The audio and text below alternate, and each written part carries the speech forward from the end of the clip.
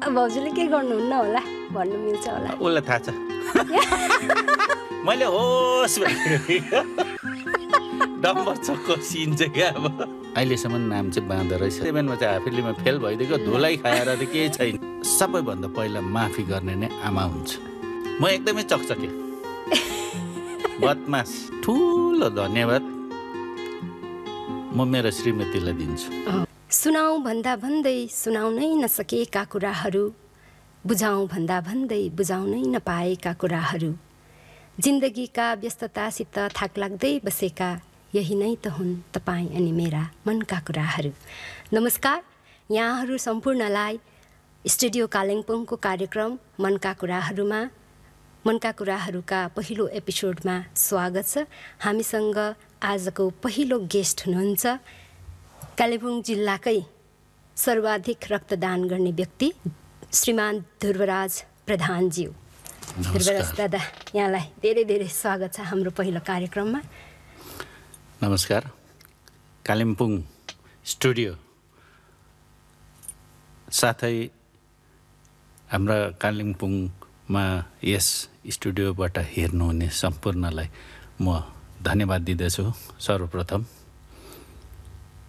यसमा हामीले जति पनि काम गर्यौं हुन त हामीले देखाउँछौं भनेर चाहिँ आएको होइनौं काम गरेको होइनौं हामीले एउटा मनमा सेवा भावना जागृत भए बापत हामीले यो कार्यहरू गर्दै आएका थियौं र आजको दिनमा यसरी स्टुडियोमा आउनु पाउँदाखेरि आफैलाई हर्षित महसुस गर्दछु धन्यवाद अनि कस्तो चलिरहेको छ त यहाँको जिन्दगी जिन्दगी त अब आफ्नो पेशा अलगै छ सेवाको भावनाले गरिएको सेवा अलगै छ कतिवटा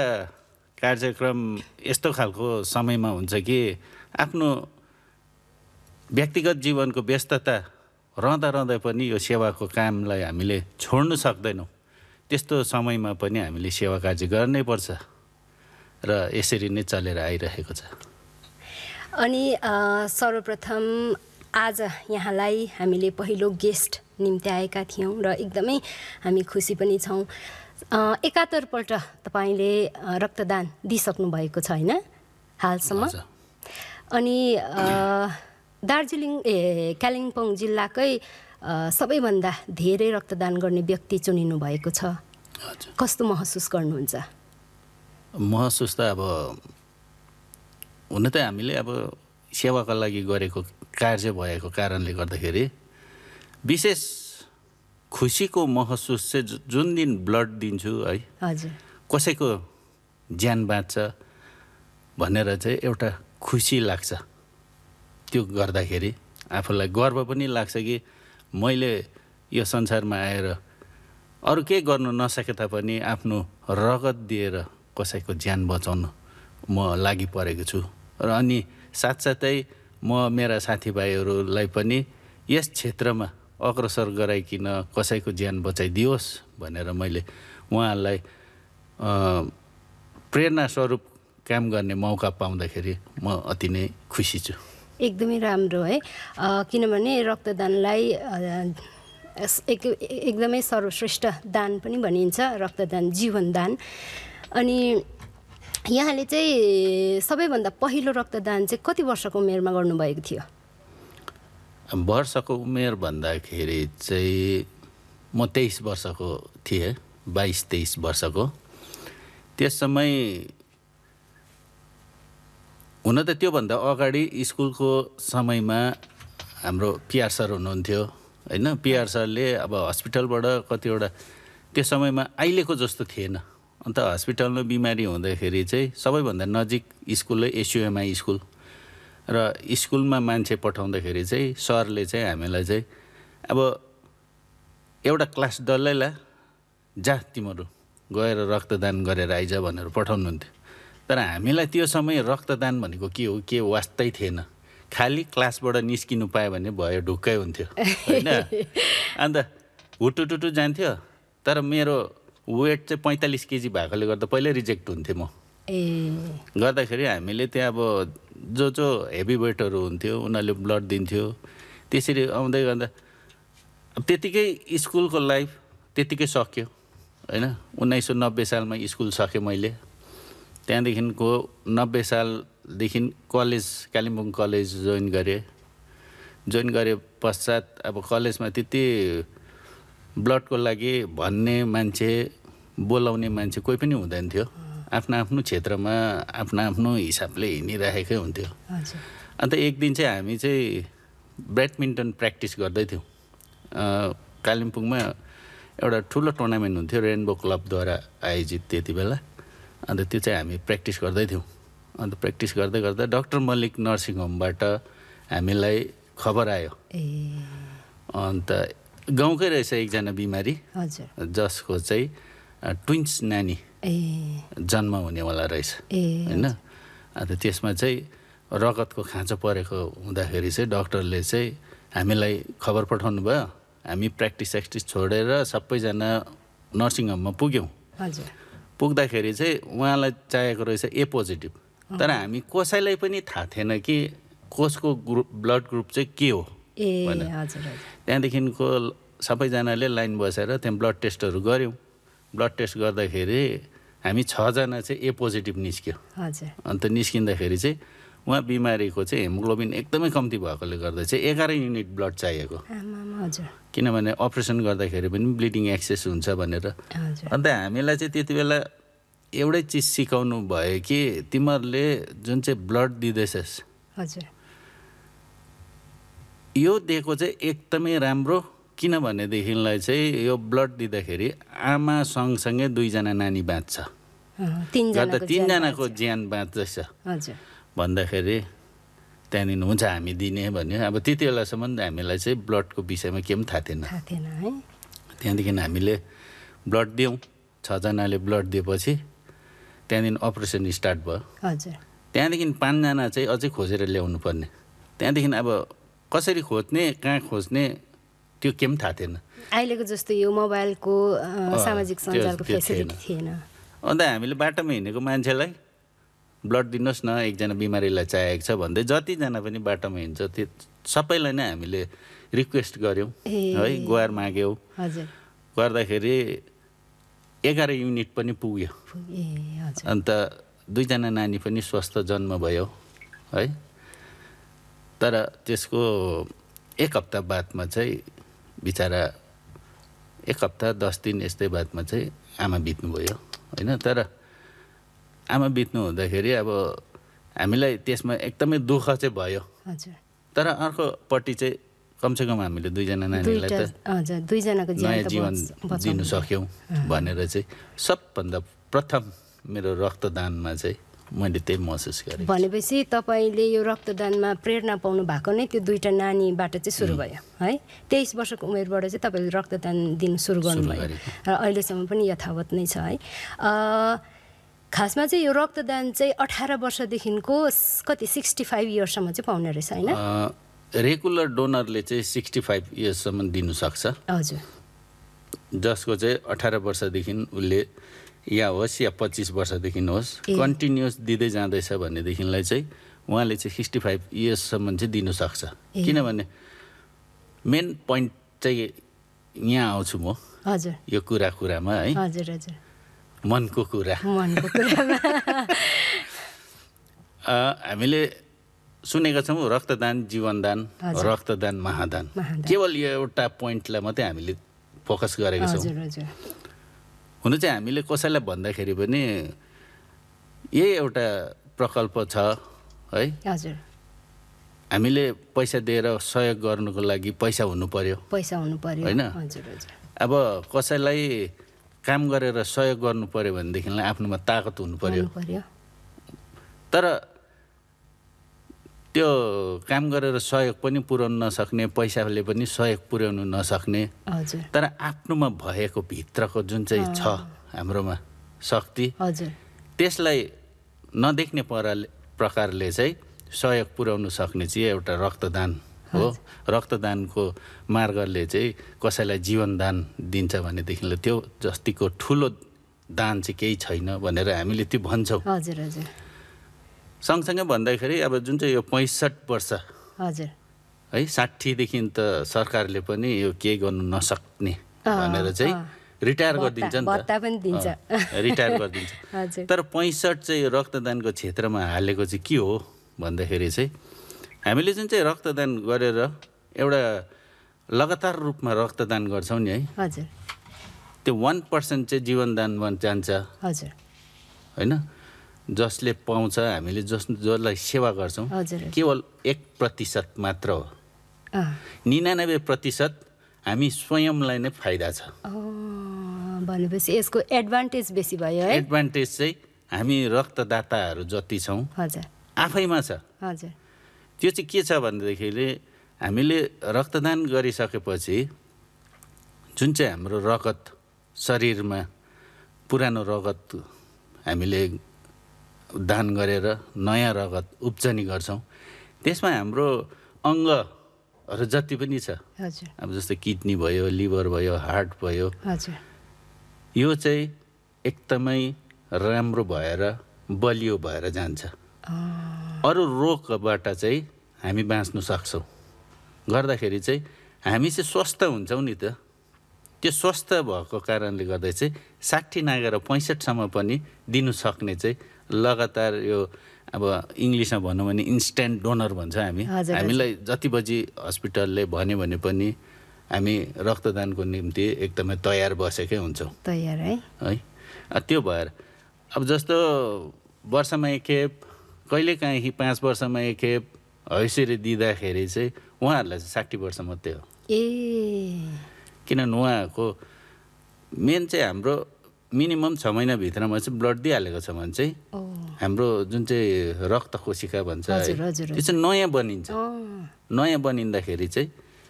त्यो चाहिँ हामी पनि स्वस्थ भइरहेको हुन्छौँ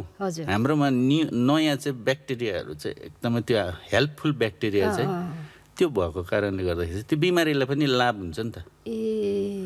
गर्दा हामीलाई चाहिँ सँगसँगै बिमारीलाई पनि बिमारी सँगसँगै आफूलाई पनि ओके त्यसो भने अब यो ब्लडको कुराकानीहरू गऱ्यौँ है रमाइलो लाग्यो अब यो बाहेक पनि हामी किनकि यो त मनका कुराहरू हो नि त यसमा अब तपाईँको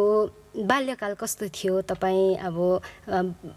तपाईँको टिन एजमा तपाईँको स्वभाव कस्तो थियो यो पनि अलिकति जानकारी गराउनुहोस् न हामीलाई बाल्यकाल भन्दाखेरि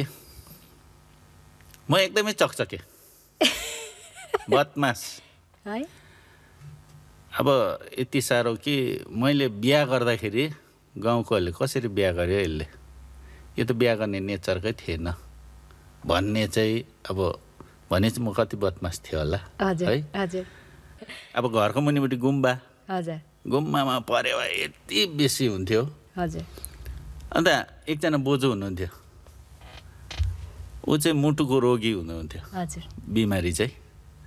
अन्त उहाँले चाहिँ हामीलाई त्यो समयमा एउटा परेवा मारेर लग्यो भने 1 रुपियाँ दिनुहुन्थ्यो अब हामीलाई के पाप के धर्म त्योसँग मतलबै थिएन सानोमा अन्त हाम्रो काम त्यति नै थियो माटो डल्लो पार्यो सुकायो मट्याङ्ग्रा बनायो गुम्बामा गयो परेवा हान्यो त्यो परेवा टिप्नुको लागि एकजनाले क्याटिसले गएर परेवा झारेपछि 10-12 जना गएर चाहिँ डल्लो पर्थ्यो अन्त पर्दाखेरि चाहिँ त्यो एउटा परेवा लिएर गयो भने 1 रुपियाँ पाउने त्यो 1 रुपियाँमा चाहिँ 45 पैसामा पिक्चर हेर्नु जान्थ्यो र बाँकी रहेको जुन चाहिँ 55 पैसा छ त्यो चाहिँ हामीले धमाको दोकान भन्थ्यौँ है पिक्चर सुरु भएकोदेखि अन्तसम्म यत्रो पोकामा चाना फम्बी थुक्पा मटर आलु सबै हालेर चाहिँ खाइबस्थेँ क्या पिक्चर भनेपछि कञ्चन सिनेमा घरदेखि नजिक तर त्यो पनि फेरि राति मात्रै दिउँसो त जानु पाउँदैन थियो राति चाहिँ डल्लै अन्त दिदीहरूले नै सबैले लिएर जानुहुन्थ्यो अन्त गएर बसेपछि चाहिँ अगाडि फ्रन्ट सिट हामीलाई चाहिँ दिदीहरू पछाडि बस्नुहुन्थ्यो हामी चाहिँ फ्रन्ट सिटमा अन्त खाँदै बसिरहन्थ्यो त्यही मजा थियो अन्त ब्रुसलीको पिक्चर आयो कि चाहिँ त्यो पिक्चर हेरेर गएर गाउँमा चाहिँ अब कसैको दैलोमा हिर्काउने कसैको खिर्की बचाउने हो अब कुम्पु खेलिहाल्थ्यो अनि त्यस्तो रमाइलो थिएछ साथीभाइ पनि धेरै थियो होला भनेपछि अहिले पनि स्टिल छ तपाईँसँग ती साथीहरू त्यो बदमास गर्ने भरे साथीमा चाहिँ एकजना चाहिँ छ एकजना चाहिँ यो कोभिडको टाइममा एक्सपायर भयो स्ट्रोक भएर ऊ हार्टकै बिमारी थियो अन्त ऊ चाहिँ एक्सपायर भयो हजुर अहिले पनि छ एकजना साथी हजुर जसलाई चाहिँ हामीले अब त्यो सानो उमेरदेखि नै अब त्यो मभन्दा पनि अझै चकचक गर्दाखेरि चाहिँ अहिलेसम्म नाम चाहिँ बाँधो रहेछ अब त्यसले सुन्यो भने मलाई केही भन्नु पनि सक्ला होइन तर पहिल्यैबाट सरी भन्छु हो नाम पनि भनिदिइराख्नु हामीले पनि त चाल पाउन सकौँ को रहेछ हामी बाँदर राजु भन्छ हो राजु एकदमै हामी सानैदेखि मिल्ने होइन अहिले पनि मिल्छ हामी हजुर त्यो बाल्यकालको अझै थुप्रो छ होइन त्यो बदमास गरेको त्यहीहरू चाहिँ अहिले सम्झना हुँदो रहेछ नि त मिठो सम्झना होइन अब अहिलेको नानीहरू फोनमै सीमित छ अब उनीहरूले पछि के कुराकानी गर्लान् र अब तपाईँको बाल्यकाल कस्तो थियो भन्दा अहिलेको नानीहरूले के सुनाउला र होइन अनि हामीले जुन चाहिँ टाइममा चाहिँ अब 80s 90sको जति पनि हामी अहिले अब केटाकेटी भन्नु मिल्दैन है हामीले जति पनि बदमासी कामहरू गऱ्यौँ त्यो त अहिले रमाइलो सम्झना भएर बसेको छ नि त मैले कहिले नबिर्सिने त्यो बदमास क्लास 6 मा थिएँ म खोपीमा निपुण थिएँ म अब खोपी भनेको सायद अहिलेको नानीहरूलाई थाहा छैन होला है हामी भन्दा एक जुनियरकोहरूलाई चाहिँ थाहा होला जेनेरेसनलाई इक्जाम चल्दै थियो म्याथ हिसाब थियो अब त्यति बेला त हिसाब भन्थ्यो है अन्त हिसाब थियो अन्त मैले चाहिँ बेलुका सबै प्र्याक्टिस गरेर सबै थाहा भइसकेको थियो अन्त बिहान चाहिँ राजेश भन्ने साथी जो अहिले नेवारी खोलेको छ डक्टर शर्मा नर्सिङ होमको यतापट्टि अन्त राजेश र म चाहिँ खोपी खेल्दै थियौँ त्यो घरको माथि बाटो अहिले जहाँ मान्छे दोकान छ त्यहाँनिर चाहिँ खोपी खेल्दै थियौँ 5 पैसा बोट खोपी खेलेको त्यहाँनिर 3 रुपियाँ 35 पैसा खाल अब त्यति बेला 5 पैसा 2 पैसा 3 पैसाको मात्रै हुन्थ्यो यति थियो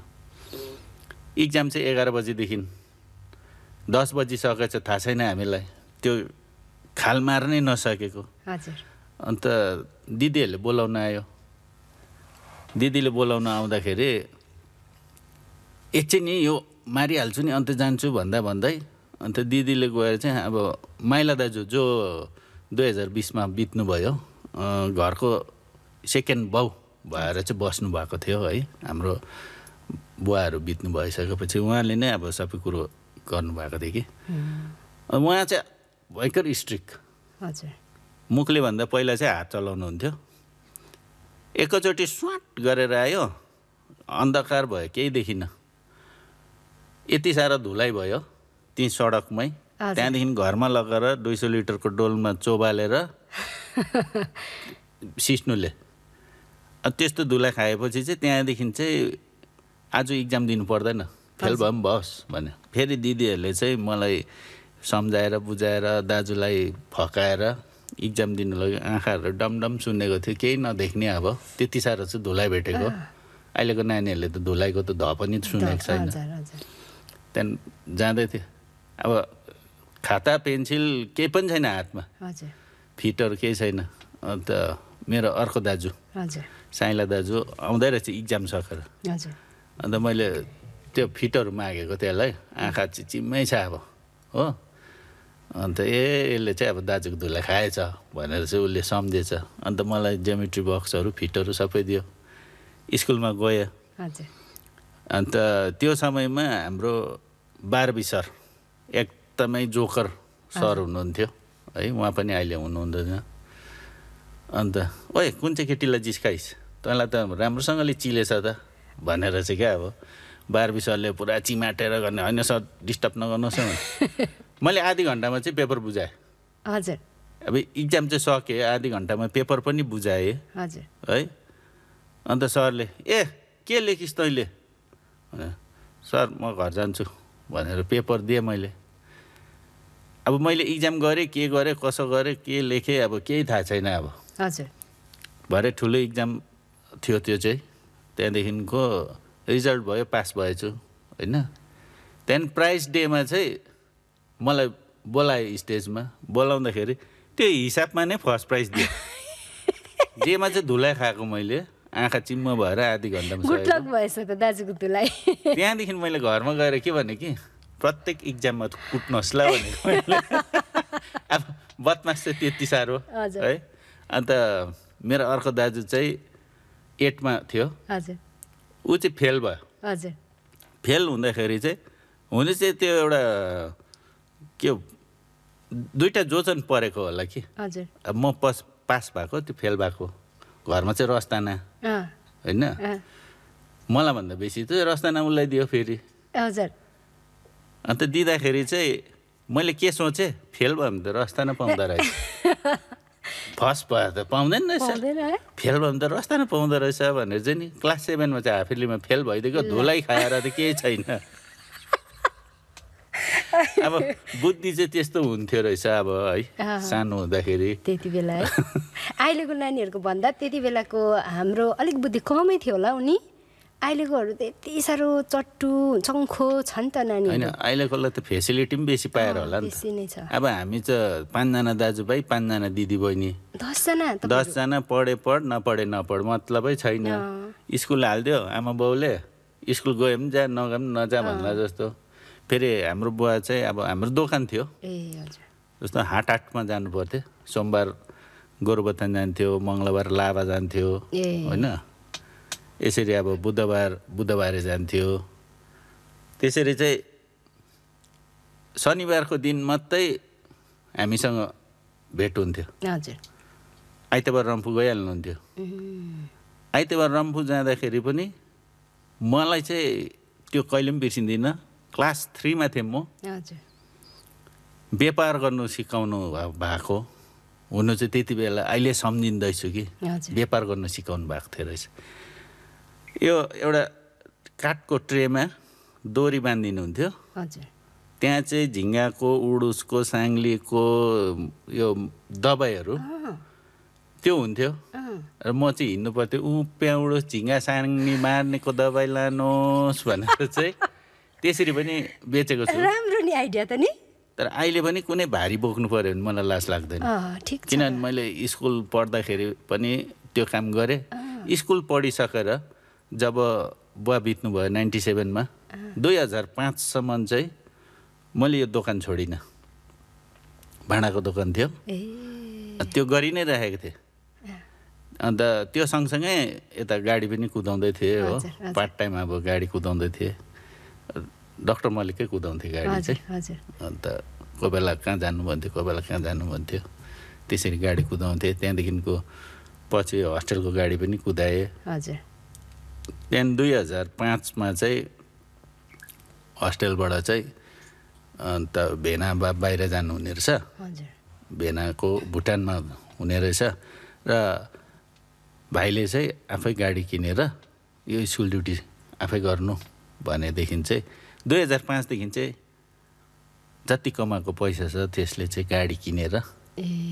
त्यहाँदेखि चाहिँ अहिलेसम्म म स्कुल ड्युटी नै गरिरहेको छु अहिले त तपाईँको यो निजी पेसा भयो नि बिहान बेलुका ड्युटी गर्नुहुन्छ स्याटरडे सन्डे चाहिँ छुट्टी स्याटरडे सन्डे छुट्टी स्याटरडे सन्डे पनि तपाईँ साई भक्त हुनुहुन्छ नि सन्डे त मन्दिर जानुहुन्छ मलाई यो कुरो साई भक्त भन्दा गर्व चाहिँ लाग्छ कि हजुर अलिकति लाज पनि लाग्छ किनभनेदेखिलाई प्रायः सन्डे चाहिँ हाम्रो ब्लडको क्याम्प हुन्छ या त रेड क्रसबाट मेडिकल क्याम्प हुन्छ त्यसले गर्दाखेरि समय निकाल्नै सक्दिनँ म अनि कसरी मिलाउनुहुन्छ टाइम चाहिँ अब पारिवारिक तपाईँको यो टाइम यता स्कुल ड्युटी सँगसँगै यता सेवा पारिवारिक भन्दाखेरि चाहिँ म ठुलो धन्यवाद म मेरो श्रीमतीलाई दिन्छु यो चाहिँ हो उसको सपोर्ट नहुनु भयो भनेदेखिलाई म यो काम गर्नु सक्दिनँ थिएँ म आफ्नो पेसामा लाग्नु पर्थ्यो होइन अब कोही बेला त यतिसम्म पनि भनेको छ हजुर यो क्यालेन्डरमा आइतबार हटाइदिनु नि पनि भनेको छ है घरको श्रीमतीले, किनभने आइतबार म घरमै हुँदिनँ नि त। नि अब जस्तो आज आइतबार हजुर हजुर खाली छ अरू ठाउँमा होइन, हजुर तर म यहाँ छु नि त आइतबार। भाउजू हामीले बोलाएको छौँ हेर्नु होला। त्यसले गर्दाखेरि चाहिँ अब कोही बेला बिहान 5 बजी उठेर जानुपर्छ। हजुर टाढो ठाउँमा क्याम्प हुँदाखेरि 5 बजी उठेर जानुपर्दा ऊ 3 बजी 4 बजी उठेर नै मलाई ब्रेकफास्ट बनाइदिएर है खुवाइदिनु त होइन, अब ब्रेकफास्ट बनाइ रेडी गरेर चाहिँ म खाएर जानु भन्थ्यो। अन्त खाएर नै म क्याम्पमा जान्छु।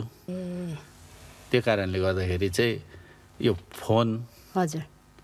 र आइतबारको दिन भन्ने कुरो चाहिँ भगवानले नबनाइदिए पनि हुन्थ्यो नि भन्ने चाहिँ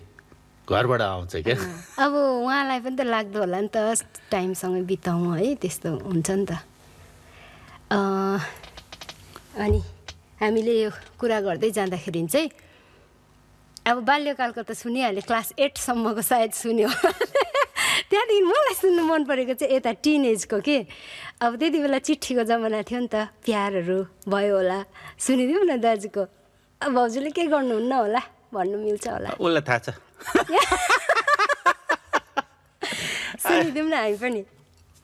मेरो मिल्ने साथी हजुर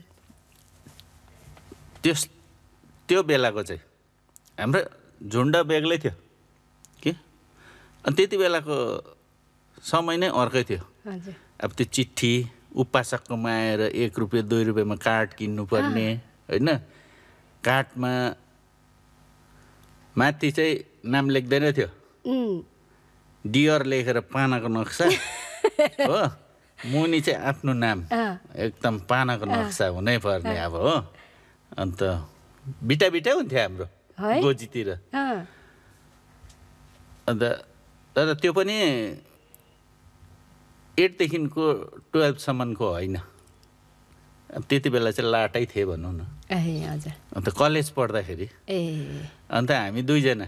हजुर उसको नाम पनि भन्छु म, दावा छिरिङ है, जो चाहिँ अहिले अब मेरो जेठु नै पर्यो भनौँ न होइन। अन्त 2 जना हिँड्थ्यो कि, बाटोमा हिँड्दै गर्दा उसले मन परायो भनेदेखिलाई ऊ त्यो मन पर्यो भन्थ्यो, म सिधै जान्थेँ, बहिनी उसले दिएको यो कार्ड। पहिला रेडी हुन्थ्यो, माथि नामसाम छैन, मुनि चाहिँ आफ्नो नाम र होइन, बहिनी उसले दिएको साथीले दिएको भनेर दिन्थ्यो हो। हजुर अब उसले थाप्यो झ्यापडी गर्ने खायो, अब त्यो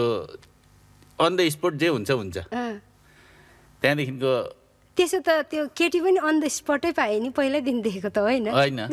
अब त्यो बाटोमा हिँड्दा मन पर्यो, अब सिधै भन्यो। त्यहाँदेखि एक दिन चाहिँ एउटा यस्तो खालको घटना भयो कि, त्यो अरू भन्दा नि एकदमै अचम्मको क्या। डम्बर चोकमा डम्बर सिंह गुरुङको अगाडि चाहिँ हामी बसिरहेको थियो 2 जना। त्यहाँदेखि टिबेट स्टोरको त्यहाँनिर टक्क एउटा चस्मा लगाएको केटी देखेँ। ओ दा ऊ त्यो केटी मन पर्यो मलाई भने, ल अरे ऊ कुद्दै गयो होइन। ऊ कुद्दै जाँदा सट्टै आएर त्यो जहाँ अहिले चिया दोकान छ नि डम्बर चोकमा, त्यो बाटोको मुनिपट्टि, त्यहाँ पुग्दाखेरि चाहिँ उसले बहिनी यो ध्रुवल दिएको चिठी तिमीलाई भनेर चाहिँ त्यो कार्ड दिँदाखेरि चाहिँ नि हजुर भनेर चाहिँ चस्मा खोलेछ होइन। चस्मा खोल्दा चाहिँ टेँडी रहेछ। उसले चाहिँ त्यो जग्गाबाट चाहिँ नि ओ ध्रुव टेँडी रहेछ भनेको कि मैले होस् भनेको। डम्बर चक्को सिन चाहिँ क्या अब त्यति बेला त्यो अझै पनि हामी कुरा गर्छ। अब के पार्टी सार्टीहरू हुन्छ होइन, कोही बेला मेरो घरमा हुन्छ, कोही बेला उसको घरमा हुन्छ। हामी ओ त्यो क्या त हो डम्बर चक्को भनेर त्यहाँ कुरा भइहाल्छ। उसको मिसेसलाई पनि थाहा छ, मेरोलाई पनि थाहा छ कि अब कस्तो चाहिँ थियो भनेर। एकदम बदमास थियो तपाईँहरू त्यसो भन्छ। अब हाम्रो गाउँको बाटो त प्रायः केटीहरू हिँड्दैन थियो, माथि तल जान्थ्यो। अब क्या बाटोमा बसेपछि त ओ बहिनी आई लभ यु भनिदिन्थ्यो। अब त्यो समय नै बेग्लै थियो। समय नै, तर त्यति बेला चाहिँ अब यसरी दिलकी गरे पनि अब अहिलेको जस्तो डराएर छोरी मान्छेहरू बाहिर हिँड्दैछ भने त्यो छोरा मान्छेसँग डराउनु पर्ने खालको अवस्था चाहिँ थिएन है। त्यो हाँसी मजाक चाहिँ हुन्थ्यो। अब त्यति बेला ड्रग्स भन्ने थिएन हजुर होइन। अब एकदमै बिरालोले खान्थ्यो भनेदेखिलाई गाँजा खान्थ्यो होला हो त्यो गाँजा खानेहरू झुक्रेर बसिरहन्थ्यो अन्त त्यो ड्रग्सको त कुरा आएन अब मैले सिक्दाखेरि मैले जाँड खानु सिकेँ होइन अब यो कसैलाई लुकाउने कुरा होइन सबैलाई थाहा भएको कुरो हो त्यो चाहिँ कसरी सिकेँ भन्दाखेरि चाहिँ कालिम्पोङ कलेज पढ्दाखेरि एउटा क्लास 9 बजी हुन्थ्यो होइन 9:45 सक्थ्यो अब अर्को क्लास चाहिँ 12 बजी हुन्थ्यो त्यो 9:45 देखि 12 बजीसम्म घर आउनु कि कहाँ जानु अब फेरि घर गएपछि आउने कुरा आएन अन्त साथीहरू सबै सल्लाह गर्थे ओइ जुन दुर्पिन घुम्नु भन्थ्यो दुर्पिन घुम्नु जाँदाखेरि चाहिँ चन्द्रलोकमा चाहिँ एउटा अड्डा थियो दिउँसै त्यहाँ जाँड खाएर चाहिँ एक ढुङ्ग्रो खाएर आएपछि चाहिँ 10 रुपियाँ ढुङ्ग्रो थियो त्यहाँदेखि ठक्क कलेज आउँथ्यो हो अन्त कुमार सरले चाहिँ थाहा पाउनुहुन्थ्यो खाएर आएको चाहिँ नेपाली सर फेरि हो अन्त तिम्रो घर गइहाल भन्नुहुन्थ्यो हुन्छ सर भन्यो आफ्नै धुनमा निस्क्यो अन्त गयो अब त्यति बेला घर गयो भने त कुट्छ फेरि गनाउँछ नि त नि त्यहाँदेखि माथिपट्टि पार्क छ नि त्यो पार्कमा गएर मजाले सुती बस्थ्यो चिल्ड्रेन पार्क होइन माथिपट्टि ए कालिम्पोङको हजुर अहिले चाहिँ बङ्किमचन्द्र पार्क प्राय कुरा सुन्यौँ मजा आयो धेरै बदमास थिएछ भनेर जान्नु सकियो अनि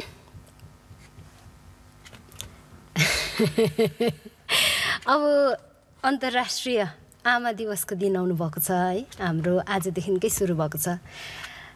यसमा एउटा क्वेसन गर्छु तपाईँले आफ्नो आमा र आफ्नो बच्चाको आमा मतलब तपाईँको पत्नीलाई चाहिँ परिभाषित गर्नुपर्दा आमा एज अ आमा परिभाषित गर्नुपर्दा चाहिँ कसरी गर्नुहुन्छ आमा भन्दाखेरि चाहिँ आमा समग्रमा हेर्नु पर्दाखेरि सबै आमा एउटै हुन् किनभने आमाले गर्ने प्रेम जुन चाहिँ छ हजुर नानीहरूमाथि त्यो प्रेम अलगै छ जति नै काम बिगार जति नै बदमास गर तर सबैभन्दा पहिला माफी गर्ने नै आमा हुन्छ आमाले कहिले पनि त्यो नानीलाई यस्तो र उस्तो भनेर कहिले पनि भन्दैन हजुर तर आमा चाहिँ आमा नै हो र मेरो मिसेस उहाँ पनि मेरो छोरीको आमा हो नि त है र छोरीप्रति उसको जुन चाहिँ प्रेम र माया छ है मेरो आमाले मलाई जस्तो गर्थ्यो नि उसले पनि उसको छोरीलाई त्यस्तै नै गर्छ एउटै नै छ श्रीमान श्रीमती भनेको त्यो बेग्लै कुरो हजुर thank you so much for coming दादा बहिनी रेखालाई पनि धेरै धेरै धन्यवाद साथै पासा अनुराजलाई पनि स्टुडियो कालिम्पोङमा आज सोच्दै नसोचेको काम मैले अन्तर्वार्ता गर्नु पाएँ मनको कुराहरू पुरानो साथीहरूको नाम पनि लिनु पाएँ है यसमा म धेरै धेरै धन्यवाद प्रकट गर्दछु धन्यवाद थ्याङ्क यू सो मच यसरी नै आजदेखि हामीले मनका कुराहरू स्टार्ट गरिसकेका छौँ आजका पहिलो एपिसोड तपाईँहरू समक्ष प्रस्तुत गरिसकेका छौँ यसरी नै आगामी प्रत्येक आइतबार हामी यसरी नै हाम्रा नजिक रहनुभएका व्यक्ति विशेष जो चाहिँ विभिन्न क्षेत्रमा कार्यशील रहेर हामी बिचै जगमगाइरहेका ताराहरू छन् उनीहरूलाई तपाईँहरूको सामुन्ने लिएर प्रस्तुत हुनेछु धेरै धेरै धन्यवाद